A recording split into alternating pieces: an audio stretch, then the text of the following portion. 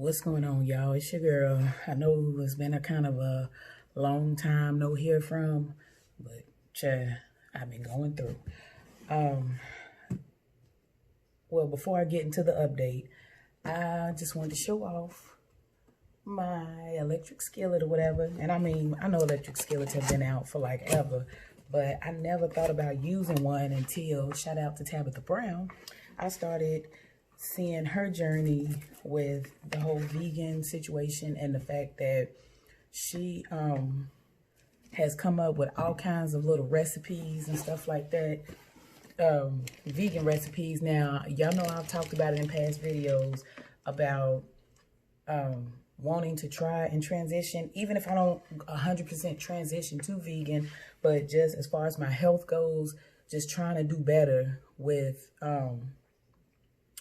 you know, trying different recipes, stuff that's going to help, because y'all seen in my last video, I believe it was like a prep day, and I had to drink the stuff for my colonoscopy. Well, they had to, of course, y'all know, they had to do the procedure where they had removed a granular tumor, I think it's called, from my upper colon, and they had to remove a polyp from my lower esophagus. Now, luckily they could go back through the same way that they found it, through endoscopy and colonoscopy, you know, where they feed the tube and the camera and the light down your, you know, through your system or whatever, without doing too much invasive cutting from the outside, excuse me, from the outside or whatever. So I did have it removed like 2 weeks ago, but it just seems like in the last month or so, I've just been swelling and just kind of going through it. And every time I wanted to do a video, I just physically wasn't up to it. Like, my appetite has changed entirely. I've had to go up on my prednisone just to control my joints. And as you can see, my hands and stuff, especially my ring finger, always on my right hand, becomes real. It's not as bad as it was, but I don't know if y'all can see it, like the little hump right here or whatever. It can become really bad and really swollen. So today is actually a decent day. But basically, my health, like, it's not been on a decline, clearly, because I'm up and talking, but it's just been on a whirlwind, on a roller coaster. And when you're dealing with autoimmune, even I could have a good day for majority of the day, and then just like that, it just goes south for me. It's just what it is. It's just what it does. Everybody's is different. But as of right now, I just got approved, that my insurance approved for me to get, what is it? Infusions, Rituxan or whatever, and it's going to have side effects, so they have to give me potent steroids, I guess, to prevent a lot of inflammation with my joints and stuff, because my lupus in particular, it can affect my skin every now and again, but it's more so my joints and my organs. Like, when it's flared up and I've been in the hospital, they have found inflammation around my heart and my lungs.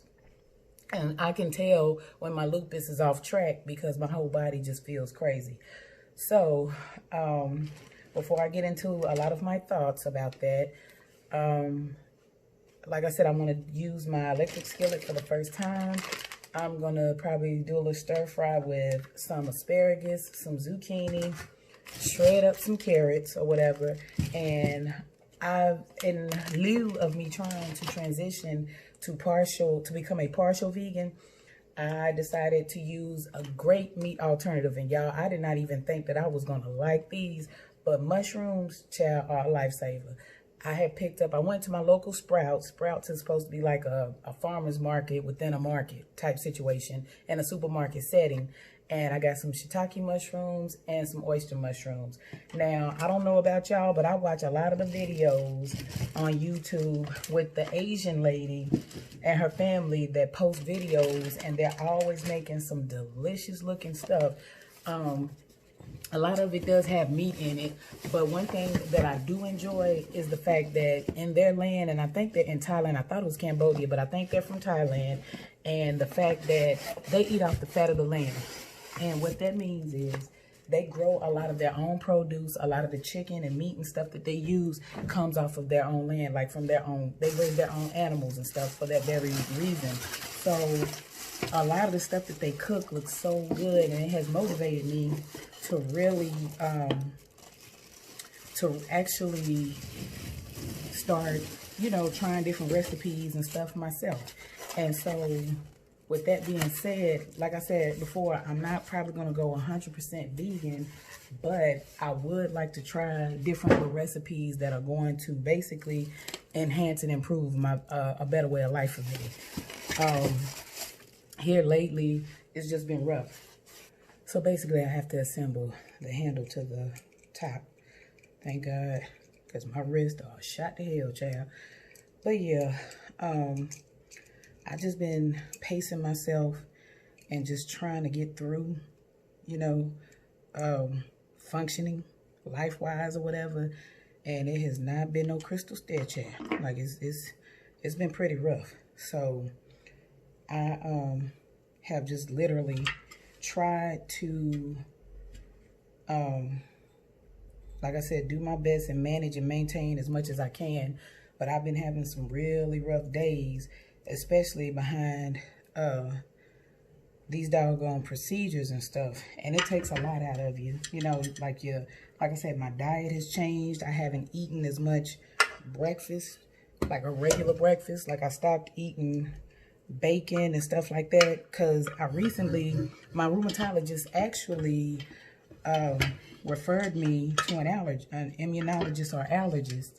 And I wanted, because I was asking her, you know, like I don't understand how all of a sudden stuff that stuff that I still cook, but I used to eat and never had effects on me before, now it's starting to have an effect, like spaghetti. Like I'm not the biggest pasta eater. Spaghetti is not my favorite dish in the world.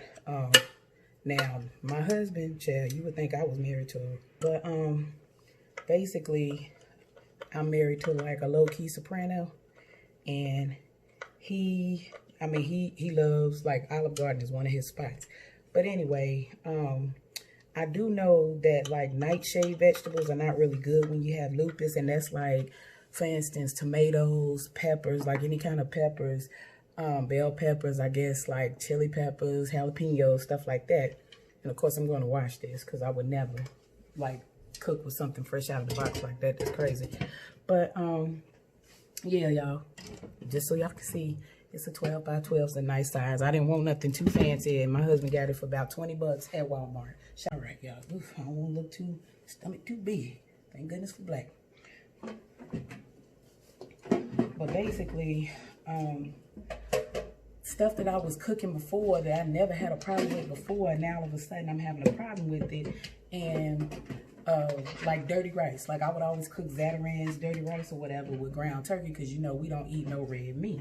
So the spices or whatever seasonings come on the Zatarain's or whatever, all of a sudden it was starting to trigger me. Like I noticed every time, and I wouldn't eat like I would eat literally a little bowl, like one of Moop's bowls or whatever, you know, to try and portion out my my food. But every time I did that,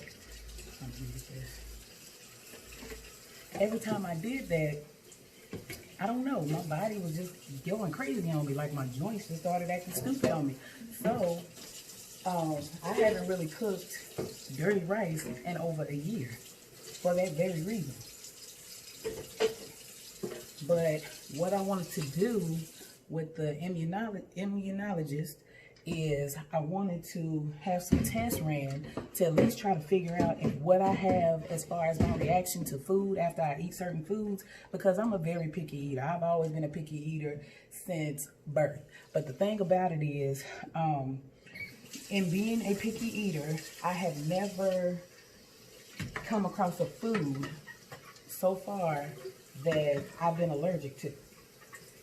And just because I haven't eaten it doesn't necessarily mean I don't have an allergy to it. So I've been trying to make clear and see if, you know, just to kind of rule it out. Because the thing about it is, you kind of, when you go through these phases, you kind of have to discover a process of elimination, which means a lot of the stuff that you used to eat, like I said, how I now react to eating spaghetti, a lot of the stuff that I used to eat, I needed to make sure that it's more of a trigger setting and not so much I've now become allergic to it. Like, you know, like if it's more of an intolerance rather than an allergy. And the allergist, very nice guy, you know what I'm saying? Tell he's very knowledgeable. He's somebody that I can basically trust in the process. So the thing about it is that it can be a nerve-wracking process, because I feel like when it comes to process of elimination, things that I did before, or ate before, or have eaten before, now is becoming an issue for me. And I personally don't like the idea of, sorry y'all, I'm trying to adjust the temperature on this thing, and I don't really know how high you're supposed to go. I'm gonna just go 350, and we're gonna go from there. So while this is heating up, I'm gonna push this back and get started on cutting my vegetables.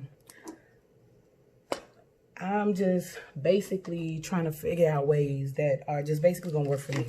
And I don't want to have to eliminate almost everything. And I mean, it is about losing weight also and maintaining a healthy weight, but it's more or less for me about just trying to figure out just a better way to handle it, to get a grip on things. Because it sucks when you have a disease that you have no control over whatsoever, and you're not sure as to why, like why certain things make you react a certain way, and the fact that it can't be controlled is even more frustrating. Like, I hate that I can have a good day all day, and then at the very last, like the very end of the day, I can feel like, oh my God, now I'm about to have a bad one. You know what I'm saying? Like, it can just go wrong at any minute. Y'all know my trials and tribulations with this particular disease since I've had it. I would like to be back at a place where I pretty much, when my symptoms were under control and I at least could function normally, you know, like working a job. And like I've always said in my past videos, I would like to get to a point to where I can,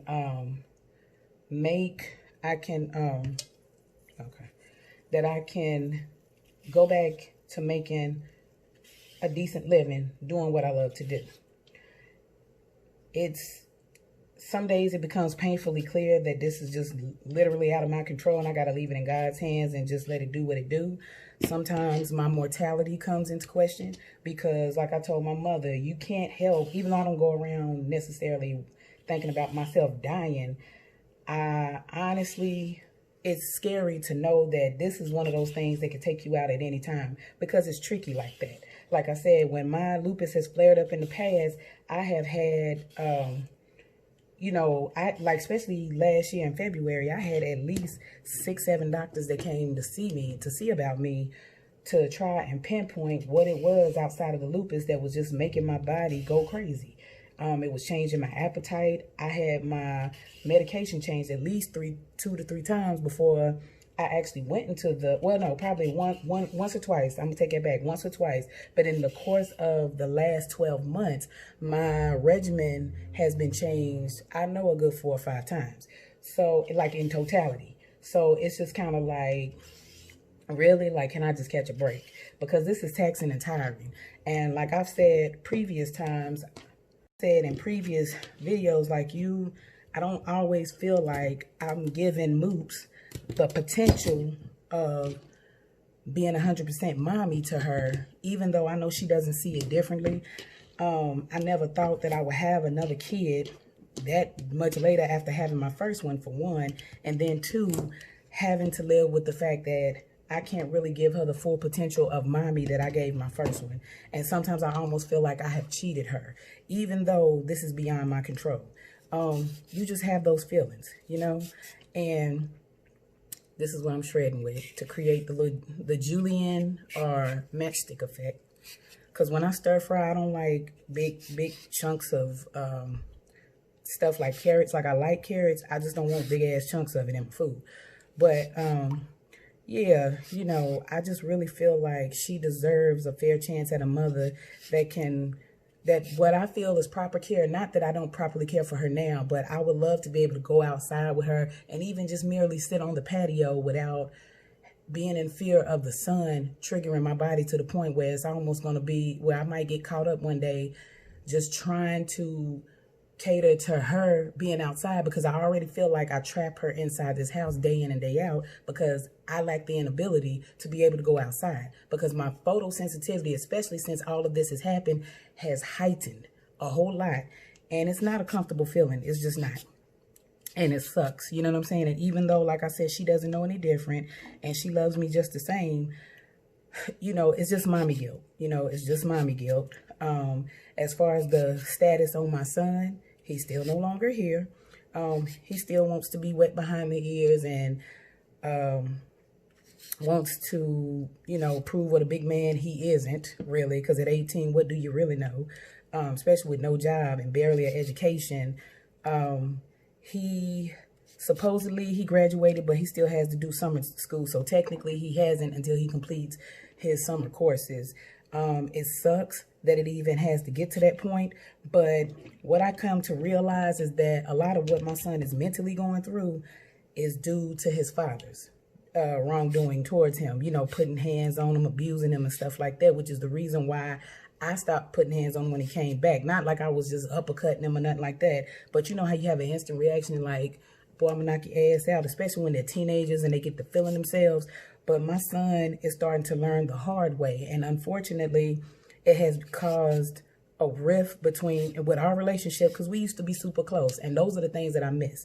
However, you will never go through this life thinking that you're going to disrespect me, whether I'm sick or not, because trust and believe, I will still lay your ass out, swollen joints and all. I don't have time for it. I have done too much for him as a mother. I have gone out of my way. I have made sure that he has lived the best life that he can possibly live. And as far as, you know, his father's doings, I cannot be responsible for that. And I cannot be responsible as a parent for his behavior and how he handles it. I can only try to facilitate and create ways to help him cope and to help him deal. My son is a true Aquarius. Aquariuses are known for not being forthcoming with their feelings. He has created such a wedge between him and the people that actually have his back, to the point where it's like I just had to kind of cut him off. Because it's not worth my sanity. It's not worth my health, of all things, especially when you've seen me go through the worst of the worst. You witnessed me having needles and stuff stuck in my arm, you know, tubes coming out of my arm due to IVs and stuff like that. And the fact that you would be willing to put your own mother through it, and you try to justify the means of being an ass by your behavior and your actions. And that's just not going to work, because what he does not realize, and what no teenager really realizes until they get out in this world on their own, is that it's hard out here. And it's even harder when you don't have the support of the ones that actually are there for you and actually care for you. From what I heard, because he is currently staying with Mr. J's, one of Mr. J's cousins, is that he's supposed to go back to live with his father, which I know to the average person sounds crazy after he's done so much abusive stuff to him. But again, like I said, when it comes to personal demons, you kind of have to figure that out on your own, because there's nothing at this point that I can really do or say that's going to make him, where it's going to resonate and he's really going to take it and receive it.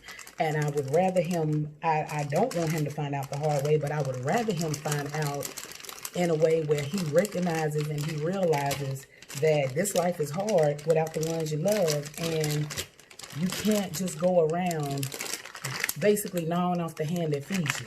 Like, it just doesn't work like that. So with all that I've been going through physically, I can't afford the hands of my own child to sit here and take me down, because this is a lot. This is a lot. Even if you don't have a chronic illness yourself, I'm pretty sure there's plenty of y'all out there that have somebody that have chronic illnesses like diabetes and high blood pressure in your family, and you see what your family members go through. It's not easy. It really isn't easy to deal and maintain, and I have to deal and cope with some stuff myself. I had to wrench off my asparagus. But yeah, it's bad enough when you have to go through things by yourself, your own mental issues or your own issues, period. I do realize and I do recognize a lot of the time that I am not the same person I used to be since I've been sick. I've been on all these medicines, and these medicines have various side effects, and they can't be controlled.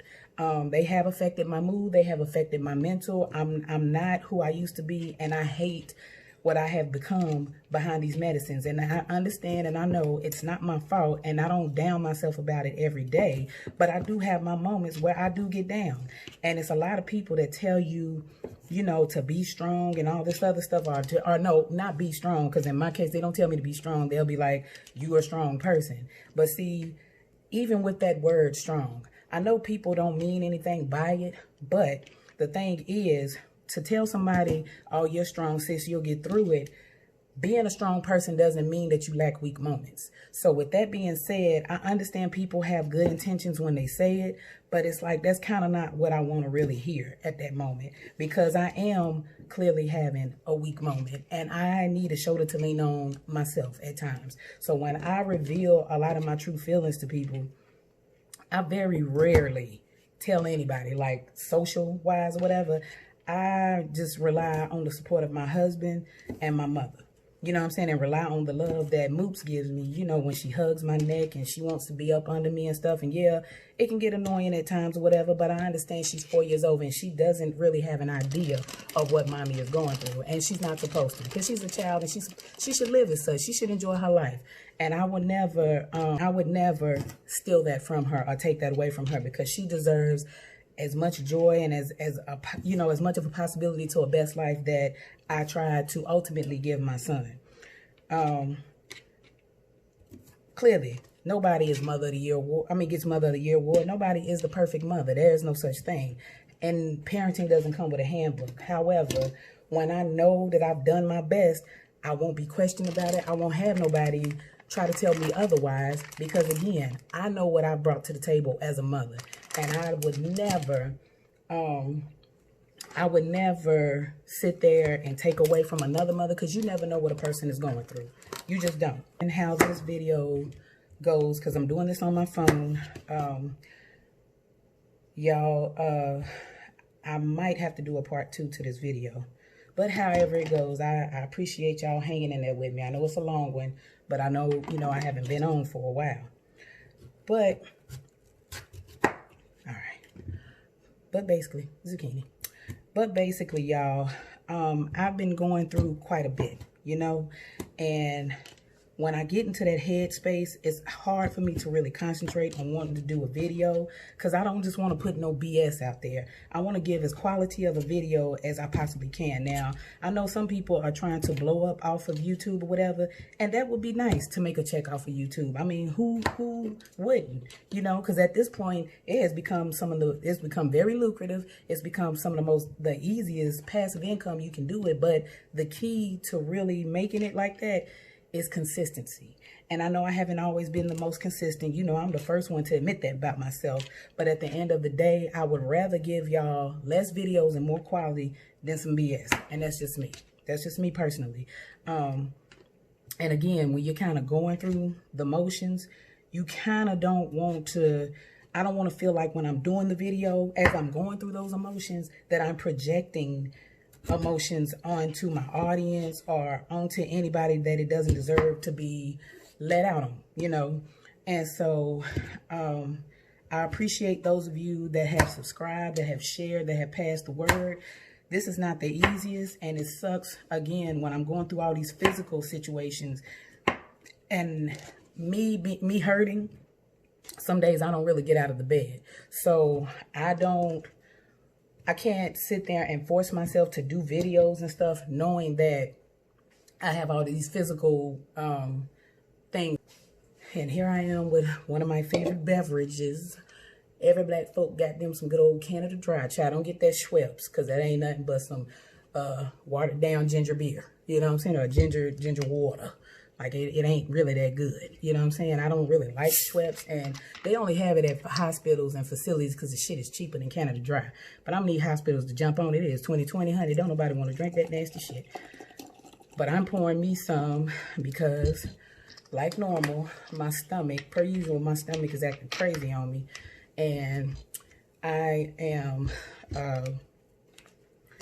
I always try to, I've been cutting out, for the most part, sodas out of my diet for months now. Well, probably a couple of years and don't realize it. I'm not a big soda drinker to begin with, but Sprite has always been my favorite, but I always keep Sprite, ginger ale especially, multiple bottles of ginger ale, and even the lemon flavored sparkling waters that don't have any sugar and just taste like a sugarless Sprite.